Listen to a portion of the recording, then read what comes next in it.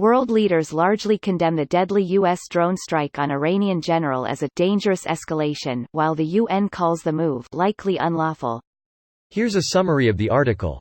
A host of world leaders, including from Russia, Turkey, and several European countries, condemned the U.S. drone strike that killed Maj. General Qasem Soleimani, the leader of Iran's Revolutionary Guard, as he left Baghdad International Airport late Thursday. Agnes Callamard, the United Nations Special Rapporteur for Extrajudicial Killings, condemned Thursday's attack, arguing that it most likely violated international law in part because the U.S. hadn't faced an imminent threat and the strike killed at least 6 other people. Iranian leaders reacted by promising forceful revenge against the U.S. His departure to God does not end his path or his mission, but a forceful revenge awaits the criminals who have his blood and the blood of the other martyrs last night on their hands, Iran's supreme leader, Ayatollah Ali Khamenei, said in a statement.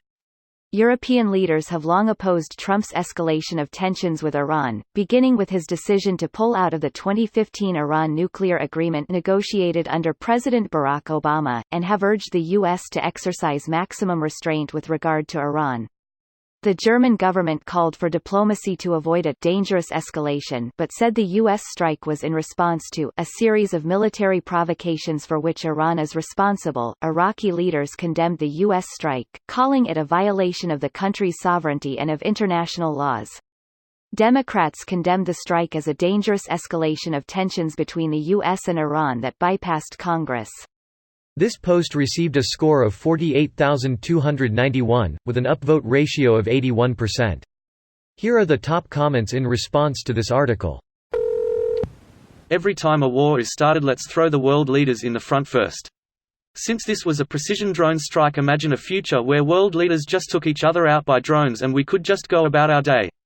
In June, open conflict was largely a thing of the past, with rulers waging wars of assassins against each other. Honestly amazed we haven't reached that point yet. It's one of 2 logical conclusions to the evolution of war, the other being unmanned versus unmanned war of attrition. It's much cheaper to send poor people. That's capitalism for ya. Much more profitable, too. Are morgues and graveyards part of the military-industrial complex? I'm sure they would absolutely love to manufacture more weapons. That's wasteful. Just claim the body Mia and sell it piecemeal. Imminent slap on the wrist detected. Hey, UN. Was that thing America just did unlawful? UN, probably? The UN doesn't have JX to adjudicate. The premise is wrong from the start. I know. People have this bizarre notion that the UN is supposed to be some all-powerful global parent figure, engaging in punitive wars or economic sanctions whenever a member nation does something wrong. 1. Who the fuck wants that? 2. The UN was specifically designed to be almost the opposite of that concept. One of the founding principles was to avoid wars by fostering communication between nation-states. Edit, I've just realized that someone directly below me made the exact same point far more eloquently and intelligently. Damn it. Isn't there a nice medium ground between completely toothless and all-powerful? When all they can do is say, hey, we'd rather you didn't, then it's unlikely they can help us avoid a war. Edit, I appreciate the responses. Sounds like the answer is nope. Cheeky smiley face. I am skeptical that status quo for the UN is the best we can do, but I also don't want to get into a long argument about hypotheticals I have no influence over. Not really, either you attach military or economic consequence to the action or most countries really just don't give a fuck. No one really wants to give the UN a real military, and as China proves, if your economy is big enough no one can sanction you. The UN is fantastic for dealing with low to medium-end countries that are actually threatened by military or economic action. It is awful at dealing with the countries who aren't affected by either, and by extension it can't effectively deal with countries under the umbrella of superpowers.